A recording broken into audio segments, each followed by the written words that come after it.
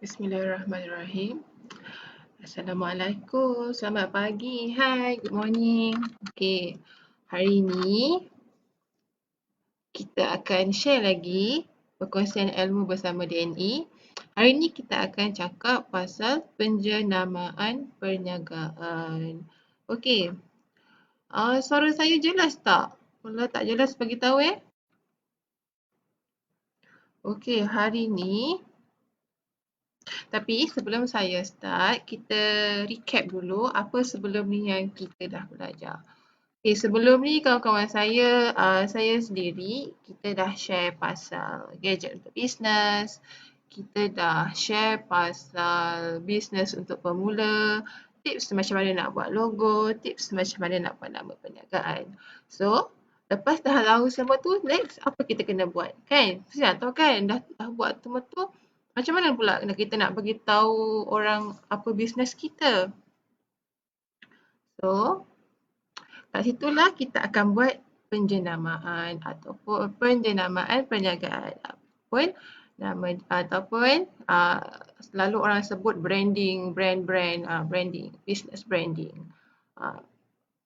So, business branding tu apa? Selalu kita dengar orang cakap brand tu brand kan, tapi kalau branding tu apa benda pula kan? So, hari ni kita share pasal business branding. Okey, kalau tengok gambar saya bagi ni kan, semua orang tahu. Just tengok gambar je, tak ada tulisan pun, tak ada nama company pun. Semua orang tahu ini syarikat apa. So, yang first tu adalah McDonald. Tengok, dia just logo je, tak ada nama syarikat pun, tapi semua orang tahu. Sebab apa? Sebab dia dah brandkan dia punya logo tu untuk dia keep in touch in people.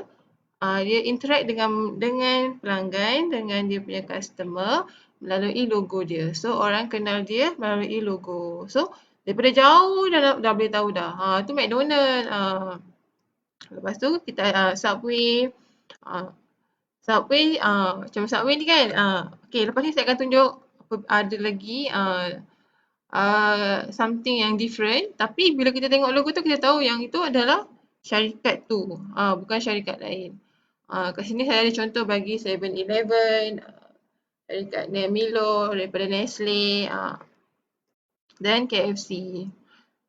So, branding ni kita satu proses yang kita buat untuk orang kenal kita, orang percaya dekat kita melalui logo kita ataupun nama syarikat kita. Okay, yang ni pula. Tengok apa yang pelik dengan logo ni. Tengok yang logo yang first tu. Dia tulis 7, lepas tu Munchies. Tapi kalau kita tengok sekali imbas je pun. Tapi kalau kita tengok sekali imbas, kita tahu yang itu adalah logo 7-Eleven. Sebab itu adalah brand dia. Even though kita tukar dia punya nama, tapi sebab brand dia orang dah lekat ke kepala yang itu adalah brand dia 7-Eleven. So even if kita tukar, so orang tu tak tahu tu 7-Eleven. Tengok ini. Subway kan, kalau yang Hasan kita tulis kat situ Subway. Dan ni dia tulis Someday. Even though kita tukar, tapi kalau kita tengok saling imbas, kita takkan perasan pun perkataan tu Someday. Sebab kita lekat dalam kepala kita adalah Subway. Lepas tu ni ada Bigger Hips. Tapi sebenarnya logo apa ini?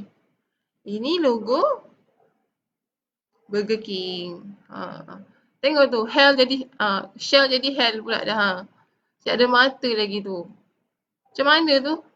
Tapi even tu macam tu, kita tahu yang itu adalah logo Shell. Tengok ada orang edit tu, McDonald jadi Mac Diabetes . Jadi apa dah, kelakar pula dah. McDonald jadi Mac Diabetes. Walaupun macam tu, kita tahu itu logo McDonald. Lepas tu ada Building Body Fat. Building Body Fat. Dia guna colour yang sama, design yang sama, cuma dia tukar dia punya tulisan. So, ini adalah logo Dunkin Donut. Okay, hari ni saya akan guna untuk terangkan bagi mudah faham, saya akan gunakan uh, jenama Nestle untuk sebagai contoh. Okay, kalau korang perasan, ini adalah semua jenama yang di bawah Nestle. Tanpa kita sedar atau tak. Contohnya macam selama ni kita tahu produk Nestle, aiskrim, coklat, KitKat tu. Tapi pun itu pun tak semua orang perasan. Tengok, macam kat gambar ni, even produk Garnier, produk kecantikan tu pun ada part of Nestle. Dia di bawah 30% di bawah Nestle. Nama Wonka ni pun, kita ingat selama ni jenama Wonka ni dia berdiri atas nama dia sendiri, tapi sebenarnya tak, dia adalah di bawah Nestle. Branding ni ada dua cara, sama ada kita nak brandingkan kita punya nama syarikat ataupun kita punya produk. Macam contoh satu Coffee Mate. Coffee Mate kan? Coffee Mate tu bawah Nestle, tapi kita tak perasan pun Coffee Mate tu bawah Nestle. Sebab apa? Sebab kita kenal dia sebagai Coffee Mate, bukan produk bawah Nestle. Kita tak tahu pun, tak perasan pun. Kalau tak tengok betul-betul, kita tak perasan pun. Yang Coffee Mate tu bawah Nestle. Tengok semua banyak sangat jenama yang bawah Nestle. Contoh satu, apa lagi contoh saya boleh bagi? Contohnya kan, jomlah pergi beli Maggi. Padahal Maggi tu bukan bukan barang. Dia adalah nama jenama, nama brand. Padahal Maggi tu merujuk kepada mi segera. Tapi kita tak panggil mi segera, kita cakap Maggi. Maggi ramen, Maggi Maggi ramen lah, apalah. Tapi kita still sebut sebagai Maggi. Kita tak sebut Indomie ke apa ke, kita still panggil Indomie pun Maggi. Maggi Indomie. Padahal sebab kita dah biasa, sebab kita dah lekat ke kepala kita Maggi tu mi segera. Tapi sebenarnya betul Maggi tu mi segera, tapi it's not directly merujuk kepada mi segera. Ia adalah, Maggi tu adalah jenama. Lepas tu satu lagi contoh yang saya boleh bagi. Okay. Saya nak beli Colgate lah. Selalu kita sebut, saya nak beli Colgate lah ke saya nak beli ubat gigi. Selalu orang akan sebut nak beli Colgate. Kita tak cakap nak beli ubat gigi.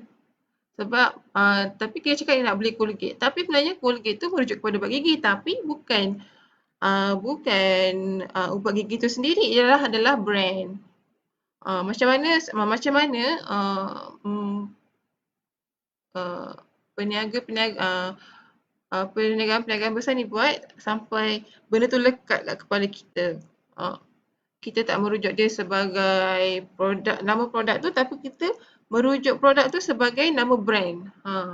Dia sangat-sangat powerful lah. Dalam bisnes, kalau kita boleh buat produk kita macam tu, dia sangat bagus lah. Sebab kenapa? Okay, so penjenamaan ni adalah proses yang terlibat dalam mencipta nama yang unik dan imej untuk produk dalam minda pengguna. So, kita cipta satu logo ataupun nama yang orang senang ingat, yang orang lekat.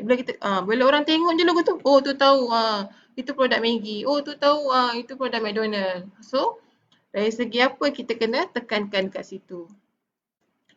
Dengan kata lain adalah satu perkataan atau simbol yang menghubungkan minda kita sebagai pengguna dengan syarikat atau produk. Kalau soalan saya tak ada tadi. Okay. So kalau macam tu, tindakan branding yang baik, kita buat sampai orang ingat produk kita. Dari segi apa? Dari segi nama, logo, simbol, slogan, warna atau bentuk. Macam mana nak bagi orang ingat? Ada cara dia. Kalau contohnya kalau kita nak buat branding, lepas ni kita ada sentuh juga branding, jenis branding. Kalau contohnya nama kan, kita nak cari nama yang sebelum ni kita dah share macam mana nak cipta nama perniagaan. Nama yang senang diingat, mana yang unik kan.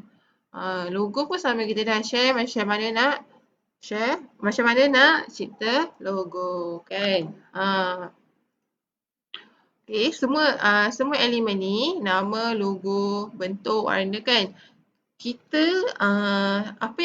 Macam mana kita nak branding adalah kita guna setiap logo ni, setiap nama ni, setiap bentuk ni dekat semua platform. Penggunaannya kita kena guna secara konsisten. Maksudnya sama je. Contohnya kita punya nama syarikat ANC Maju kan. So ANC Maju tu kalau kita nak kita ada FB, so nama kita kena ANC Maju. Dekat Insta pun sama ANC Maju supaya bila orang search pasal kita, so dia akan keluar semua. Kita punya FB, kita punya Insta kan. Kita punya social media.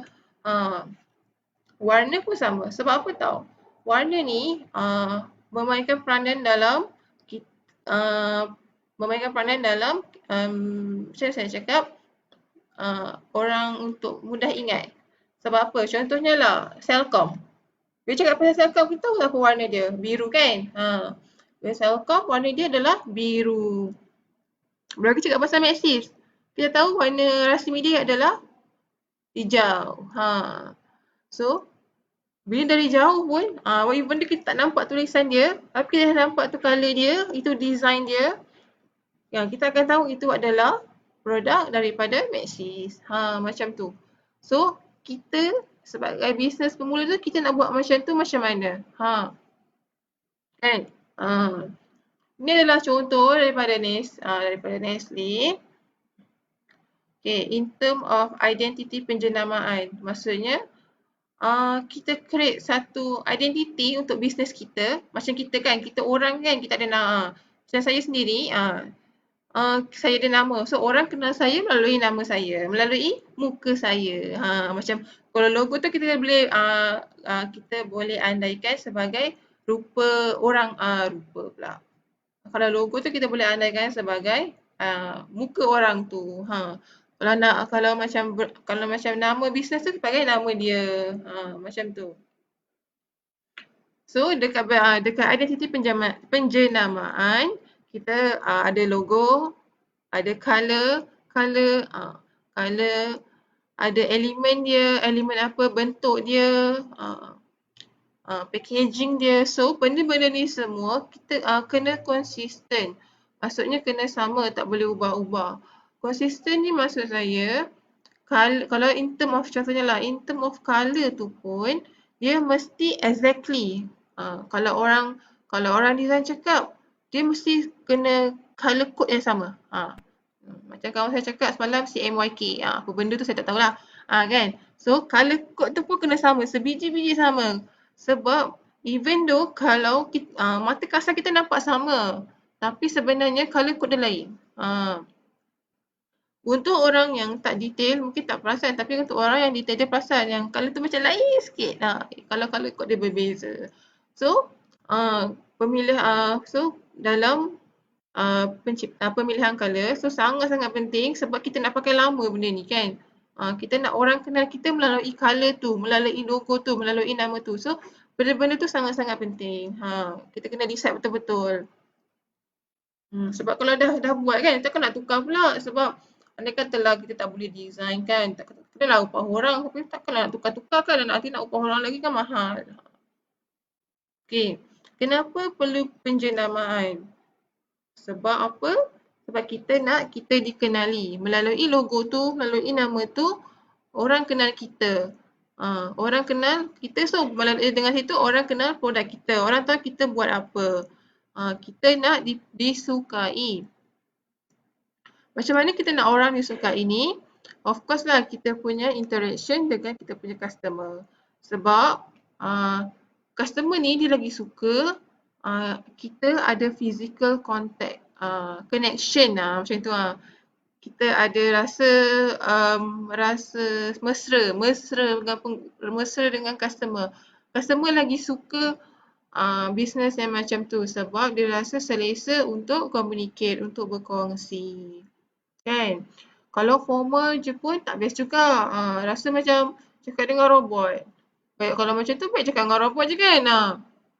Daripada kalau kita manusia 100% formal, nanti orang akan rasa bosan, orang akan rasa susah nak communicate, orang akan rasa susah nak share dengan kita. Okay, seterusnya dipercayai. Kenapa? Sebab kita nak orang akan beli produk kita bukan sebab bisnes kita, bukan sebab nama bisnes kita. Orang beli produk kita sebab apa yang kita boleh offer. Apa yang kita boleh bagi dekat diorang, apa produk kita tu boleh apa yang produk kita boleh offer untuk selesaikan masalah diorang. So, dekat situ kita akan, kalau kita nak dapat trust daripada kita punya customer, kita kena bagi satu relationship tu lah, interaction dengan klien, dengan customer. Lepas tu kebaikan ataupun kelebihan produk-produk kita. Next, kenapa lagi kita perlukan penjenamaan? Sebab kita nak tingkatkan potensi jualan. Macam mana melalui penjenamaan ni boleh tingkatkan potensi jualan? Okey, bila produk kita dah ada jenama, maksudnya orang dah kenal, so orang akan percaya. Bila orang percaya, dia akan direct beli. Dia tak akan tanya itu ini. Dia akan direct beli sebab dia tahu produk tu bagus. Dia tahu produk tu dia dah percaya. Orang suka. So, dia akan senang untuk beli. Bila dia senang untuk beli, so kita punya sales akan senang lah. Kita tak perlu go through kena terangkan kat dia apa benda semua kan. Kena pujuk dia, kena terangkan macam tu. So, yang seterusnya adalah tingkatkan pengiktirafan. Apa maksud tingkatkan pengiktirafan ni? Okay, bila kita dah ada, bila produk kita dah ada branding, so orang akan kenal kita. So bila orang kenal kita, kita senang nak promote, nak advertising kita punya produk. Sebab kita punya produk tu dekat mata customer dah ada certain level. So dia macam trusted macam tu. Kita nak create trust tu sangat susah. Tapi bila kita dah create dekat customer kita, dia sangat-sangat benefit untuk bisnes kita. Membina nilai kewangan. Ini maksudnya apa? Membina nilai kewangan ni, bila kita dah ada jenama, ini dalam strategi pasaran saham lah. Bila kita dah ada nilai jenama, orang akan kenal kita. So, bila orang kenal kita, dia takkan takut untuk invest dalam kita punya produk. Dalam invest kita punya produk. Dan contohnya kita nak cari partnership ke, kita nak cari shareholder. So bila dia kenal jenama kita, dia tak takut, dia rasa percaya, dia rasa yakin untuk invest dalam kita punya bisnes. Seterusnya adalah menyokong periklanan. Okay. Kenapa brand ni penting untuk pengiklanan? So kalau kita nak promote produk kita kan, contohnya lah, kita promote buat macam-macam, tapi orang tak kenal pun brand kita. So bila orang tak kenal brand kita, dia tu macam tak nak tahu. Dia susah nak kita nak gain dia punya trust, kita nak gain dia punya attention tu. Sebab kita bila kita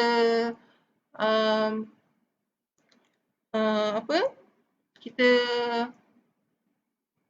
pengiklanan. Sebab bila kita iklankan produk kita kan, of course lah tujuan iklan kita nak dapatkan sales, kita nak dapatkan keuntungan. So tapi bila jenama kita tak popular, so orang akan tak ambil kisah, tak ambil pandang. Sekejap Batuk pula saya benda ini.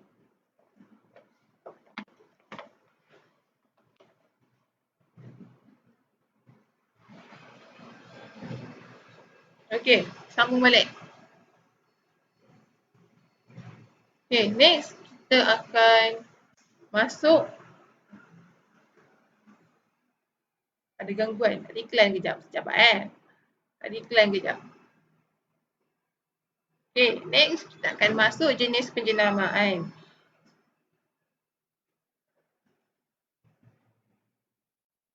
Okey, dah. So, next kita akan masuk jenis penjenamaan. Okey, penjenamaan ni ada jenis fizikal, ada jenis digital. So, dalam kita punya session, dalam kita punya episod akan datang, kita akan share penjenamaan digital ataupun digital branding ataupun digital marketing. Sebab apa?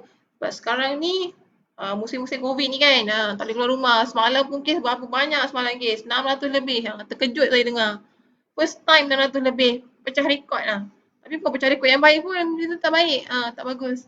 So kita akan share macam mana kita nak branding kita punya produk secara digital, secara dalam talian. Apa benda platform yang kita boleh guna, apa benda platform yang akan bantu tingkatkan kita punya sale. Tapi kita akan satu-satu, kita akan tengok dulu penjenamaan fizikal. Penjenamaan fizikal ni apa benda yang termasuk dalam penjenamaan fizikal.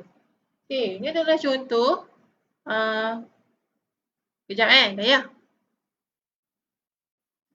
Tolong. Sekarang kejap, sabar.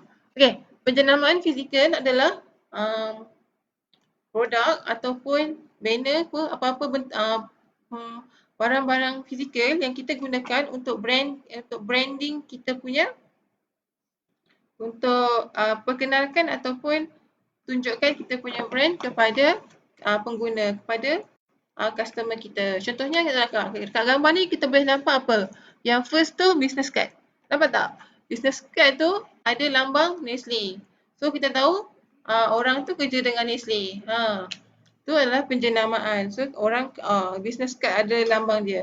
Lepas tu ada brochure. Brochure pun termasuk dalam satu adalah penjenamaan fizikal. Yang gambar yang ada yang tegak tu, yang ada belakang tu adalah banner. Kat situ ada banner, ada apron. Itu pun penjenamaan juga sebab bila dari jauh kita tengok kan, kita tahu lah itu brand Milo. Macam tu. Yang satu lagi tu yang tengah-tengah tu ada kanopi ke? Payung. Payung, ada banner juga, ada t-shirt. Dapat tak t-shirt orang pakai t-shirt tu semua sama. Bila t-shirt tu sama, kita tahu yang dia dalam satu program ataupun dalam satu jenama yang sama. Okey, gambar KitKat ni apa? Gambar KitKat ni apa? Sedap pula tengok cakap pagi kan? KitKat ni adalah packaging. Saya masukkan kat sini adalah packaging. So, packaging juga penting. Ada salah satu adalah penjenamaan fizikal. Sebab apa tahu? Kita tengok kan, bila dari jauh pun kita tengok merah, putih, kita tahu tu KitKat. So, orang kenal melalui colour, melalui logo. Semua tu adalah medium untuk orang kenal kita. Okay, yang ni apa pula ni? Okay. Yang first tu stiker. Stiker Nestle. Stiker daripada Nestle. So stiker ni pun adalah satu-satu daripada penjenamaan fizikal. Satu lagi yang Nescafe tu apa pula? So Nescafe ni pun adalah produk daripada daripada Nestle. Tak tahu kan? Kita ingat selama ni Nescafe tu produk Nescafe. Maksudnya dia punya brand tu adalah Nescafe. Tapi sebenarnya syarikat dia adalah dia daripada salah satu daripada anak syarikat, anak brand daripada Nestle. So yang ini adalah apa yang saya nak cakap kat sini, yang Nescafe ni adalah dia punya free gift. Dia punya free gift. Dia brand, dia design cawan tu ada branding dia. Kan banyak, sebenarnya banyak benda kita boleh buat. Tapi kita sebagai pemula tak mampulah kan. Semua penjenamaan fizikal ni makan kos. Banyak sangat makan kos. Tapi kalau penjenamaan digital, banyak juga. Tapi banyak juga dan banyak yang free. Kalau kita pandai exploit, exploit tu dalam Melayu, kalau kita pandai mengadaptasi kita pandai ambil kesempatan, kita pandai ambil peluang, kita pandai ubah guna. So kita boleh gunakan platform-platform ni, platform-platform digital ni untuk share, untuk market kita punya produk tanpa keluar kos. Tapi kita kena kreatif lah. Kena kreatif, kena rajin, kena alert sebab orang sekarang okay, dia sangat-sangat prefer, dia sangat-sangat sangat-sangat prefer, sangat-sangat penting kan fast respond, immediate respond. Dia tak nak tunggu-tunggu dah. Sebab sekarang dia zaman digital ni, time tu kita tanya, time tu juga kita nak tahu jawapan. Sebab kalau lambat tak nak dah, bosan. Tak nak macam tu. So, apa platform yang kita boleh guna untuk promote kita punya business. Kat sini kita ada banyak pilihan dan kita akan go through satu-satu pada episod-episod akan datang. So dekat sini saya akan sharekan secara surface je, secara intro-intro je, secara sikit-sikit je. Kalau nak tahu macam mana nak develop, macam mana nak buat kan, kita akan ajar pada episod-episod akan datang. So kena stay tune lah, kena follow kita punya knowledge sharing ni sampai habis. Okay. So yang pertama adalah website. Kenapa kita nak kena ada website? Sebab kita nak orang percaya kita. Kita nak orang percaya kita, kita nak orang tahu yang kita punya produk tu betul-betul wujud, bukan scammer. Sebab sekarang ni ramai sangat scammer. Kita ambil peluang dengan kekayaan digital ni untuk grab dia punya keuntungan. So, bila kita ada website, orang akan percaya yang kita ni sebenarnya ada, memang wujud. Banyak je website ni pun, okay, website kena bayar ke? Ada je yang free.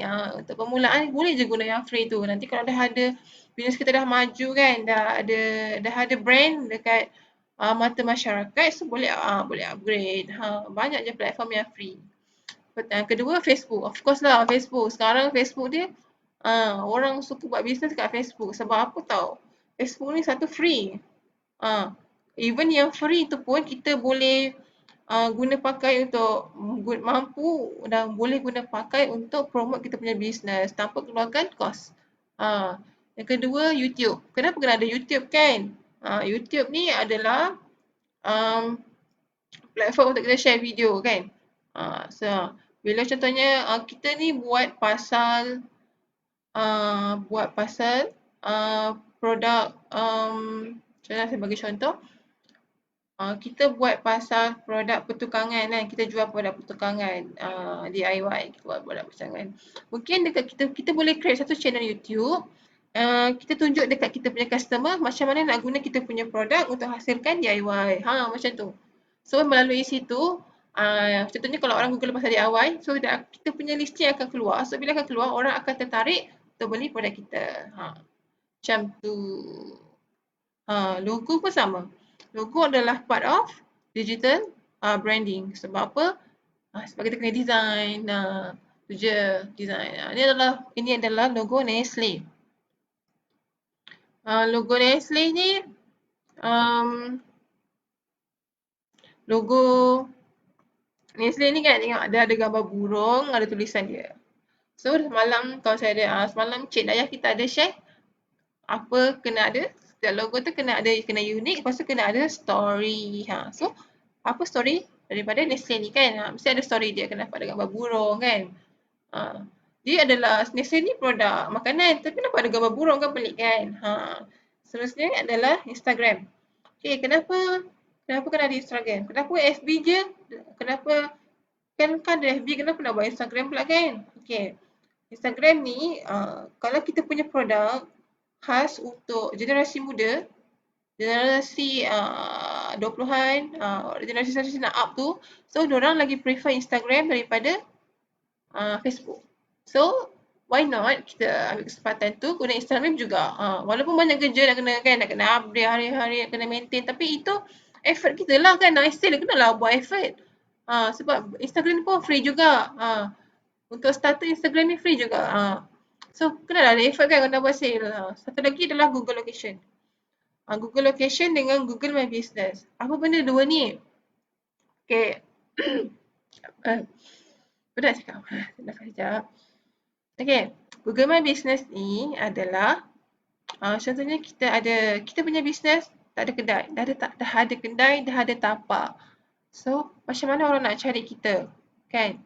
So, Google My Business ni adalah disekali dengan Google Location. Bila orang search kita, orang search business kita, dia akan keluar pasal business kita. So, dekat situ dia boleh tahu pasal kita punya business, kita buat apa, kita ada produk apa, kita punya location kat mana. Selalunya orang akan, contohlah orang nak tahu pasal business kita, dia akan Google kan. So bila kita Google pasal business kita, dia akan tengok kat sini. Bila tengok kat sini, dia akan baca semua dekat Google My Business ni pun ada review pasal orang tentang produk kita. Lepas tu Google Location ni bila orang nak datang tempat kita lah.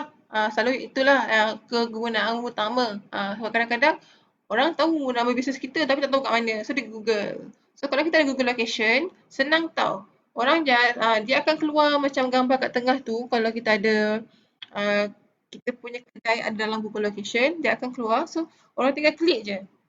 Bila dia klik, dia akan direct ke Google Maps. So akan tunjuk direction ke tempat kita lah. So lagi senang. Instead of orang nak kena search buka Google Maps, search kan alamat kita kan susah. Dia makan masa. So, orang sekarang ni dia prefer yang senang. Kalau yang senang kenapa nak buat yang susah kan? Macam tu. Google My Business ni juga dia ada satu product review. Satu kita punya business detail. Satu lagi kita boleh letak kita punya produk. Kita boleh juga buat transaction ataupun buat jual beli dekat situ. Boleh juga. So macam mana tempat ni kita akan ajar. Okay. Okay, siapa tak kenal Shopee kan? Shopee. Shopee ni adalah marketing, bukan marketing platform. Dia adalah produk untuk produk jual belilah.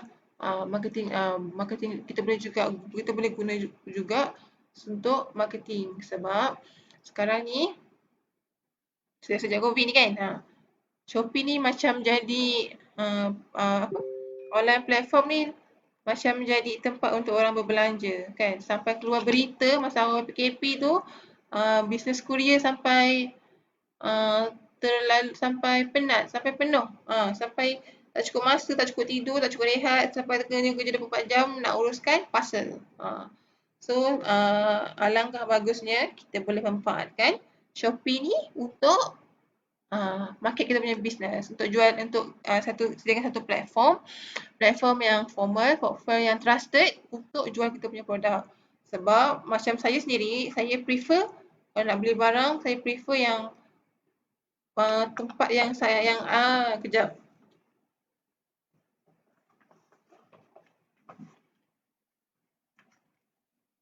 Jatuh pula. Saya prefer tempat yang saya boleh order. Tempat yang saya boleh order senang, direct dan saya tak perlu buat banyak benda. Shopee adalah satu. Ada juga Lazada, ada juga Legmall lah. Macam-macam kan? Shopping platform kan? Macam-macam. So kita sediakan satu je, Shopee je. Sebab Shopee ni antara yang lain tu Shopee paling senang. Paling senang dan paling banyak dia punya user. Okay. Apa lagi? Kita boleh juga guna Telegram untuk promote kita punya business. WhatsApp business pun kita boleh guna tau. Macam mana kita nak guna WhatsApp business ni untuk promote kita punya business kan? Hilang dah suara saya. Okay. Itu sahaja. Habis dah. 15 minit dah. 15 minit dah. Hi, morning Miss. Miss Cecilia, Miss kan? Miss Cecilia, Lebi, Miss, morning. Jennifer. Morning, hi. Ada soalan tak? Penat saya cakap ni. Setengah jam. Hilang suara dah. Penat dah muka. Okay. Okay. Itu saja. Okay. Kalau nak tahu lagi lanjut macam mana kita boleh exploit. Kita boleh ambil kira macam mana kita boleh ambil kira kita boleh guna Telegram untuk promote kita punya business, macam mana kita boleh guna WhatsApp business untuk promote kita punya business. So stay tune dengan kita punya live sharing setiap hari Selasa hingga Khamis pukul 9.30 pagi. Okay, itu saja dari saya. Saya mohon maaf kalau ada tersilap ataupun tersalah info ke kan. Kita sharing-sharing je ke. Saya pun tak pro, bukan pro dalam bidang ni. So kita just sharing knowledge je. Macam mana kita boleh improve kita punya business, kembangkan kita punya business. Itu saja dari saya. Jangan lupa besok kita ada tajuk. Kita ada tajuk apa ya? Besok kita ada tajuk Facebook. Macam mana kita boleh manfaatkan Facebook untuk kita punya business. Okay? Okay. Bye. Assalamualaikum. Dadah.